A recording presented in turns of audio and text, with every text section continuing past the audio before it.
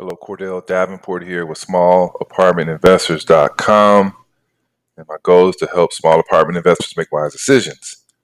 Check out the website after you finish this presentation because I have a lot more on there. And the goal of Small Apartment Investors is to be a resource for current and future apartment owners of 5 to 50 units. And this is done by following the formula: mindset plus skill set plus performance equals results. So the videos that I showcase are either going to be on mindset and skill set. And this particular video is going to be on skill set when it comes to owning and managing apartments. And here we go. This video is going to talk about how to analyze an apartment investment using internal rate of return, also known as IRR. Now, what it is the average annual return an investor can expect to receive over a certain amount of time, giving a corresponding amount of cash flows. So before I start going in detail about IRR, I want to talk about time value of money.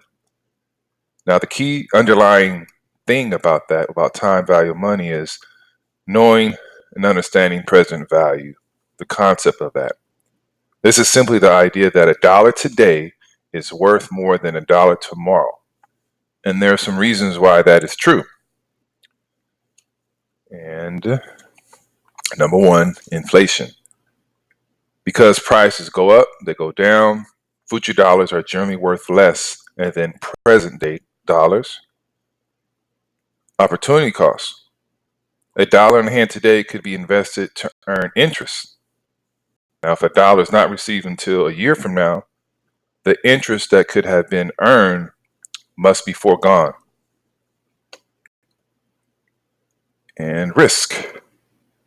If $1 is to be received in the future, there is always some possibility that the dollar will not, in fact, be repaid for whatever reason. Compound interest. Now, the value of future money must be discounted. The concept that is related to the idea of compound interest. The value of a future dollar is linked to how a present dollar earns interest, and that includes the idea that interest in later periods is paid on both the initial dollar and the interest earned on earlier periods. This is compound interest that is earned by money in a bank for a savings account, for an example. Okay, IRR can be viewed simply as compound interest in reverse. That is, compound interest work backwards in time, or discounting. It states a rate of return on investment that is a function of the present value of both the property's future cash flows and expected gains to be made from its ultimate sale or refi. Now, since all of money will be gained at different times in the future, an IRR calculation is needed to relate the combined present value of each of those various income sources to the value of the initial investment. One drawback of IRR calculations is that it assumes that earlier cash flows will be reinvested at the same rate of return. Nevertheless, the IRR figure is relatively a good indicator to judge the project's overall rate of return. It's used by a lot of people, and not just with real estate either, just FYI. And now we live in a highly technical time period where we have a lot of software that can do the stuff for us, calculate all of that. And we have computers, we have calculators that computates the IRR quite easy. Now, one must assign expected cash flow figures to each year with any projected gain or sale, and it also goes up to the final year. And what happens, you make clear on how many years the project is to last.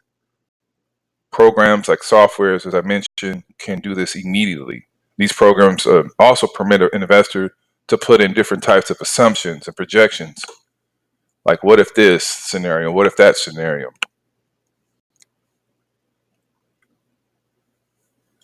more about assumptions. Now, IRR is necessarily based on a set of projections and a set of assumptions.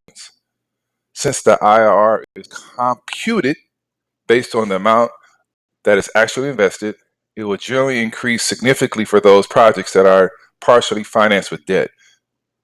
The various other risks inherent in a project must also be evaluated, and different sets of assumptions should be utilized before setting on a set of cash flow and sales figures that are the key to calculating the IRR.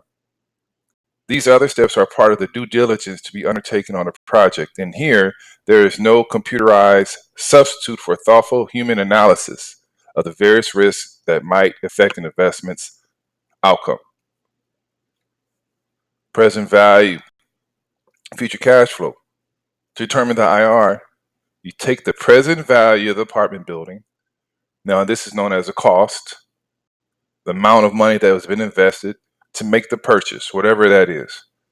And you're trying to find out the rate of return on that amount for future cash flow that occurs. You're going to estimate future cash flows and then discount that rate to calculate the present value of your cash investment. If you can forecast future cash flows and the amount of your actual cash investment, which is the present value, then you can calculate the internal rate of return.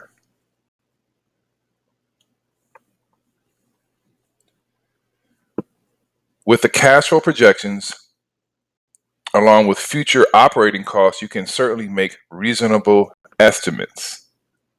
And when you solve for IRR, you are looking for the discount rate that accurately describes the relationship between future cash flows and the money that you put on the table from day one.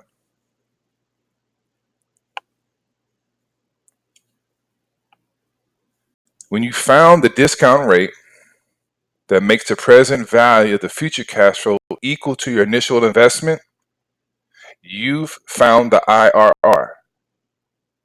You can express it this way. When you found the discount rate that makes the net present value equal to zero, you found the IRR. The IRR, internal rate of return, is the discount rate that makes the net present value of a project zero. In other words, it is the expected compound annual rate return that will be earned on a project or an investment. Let's say an investment is of $50 and it has a 22% IRR.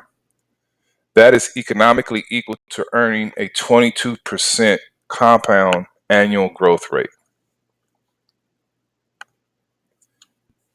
When calculating IRR, expected cash flows for a project or investment are given and the net present value equals to zero. You can see in this graph right here.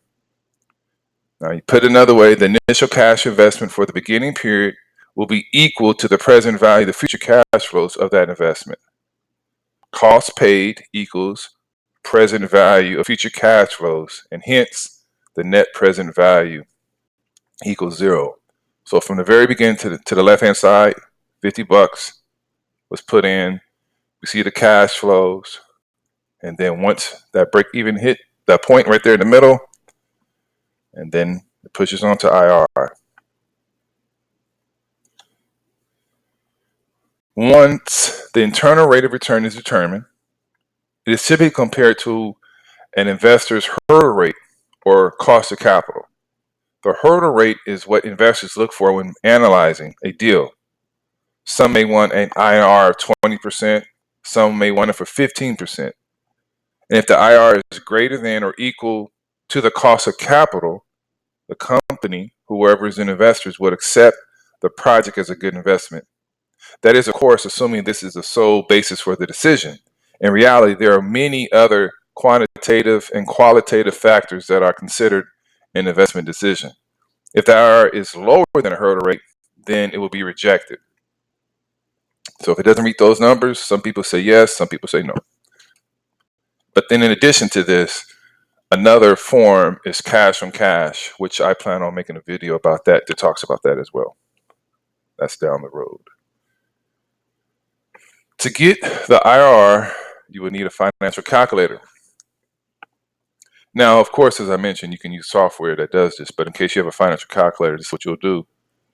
NPV, net present value, is a sum of the present values of incoming and outgoing cash flows of a certain period of time in the total number of periods in a span of time being evaluated. This often represents the total number of years. CN, cash flow in the current period at that step in the formula. R represents IRR. This is the value you're solving for in the current period at that step in the formula. The internal rate of return is a discount rate, as I keep saying, that makes the net present value of all cash flows from the current investment across all periods of time equal to 0.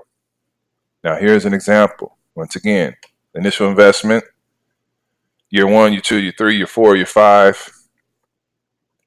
And then once you plug all those numbers into the formula, the IRR here is 12.97. That's it, folks. Check out the website, smallapartmentinvestors.com, and I'll continue to share some information. Later.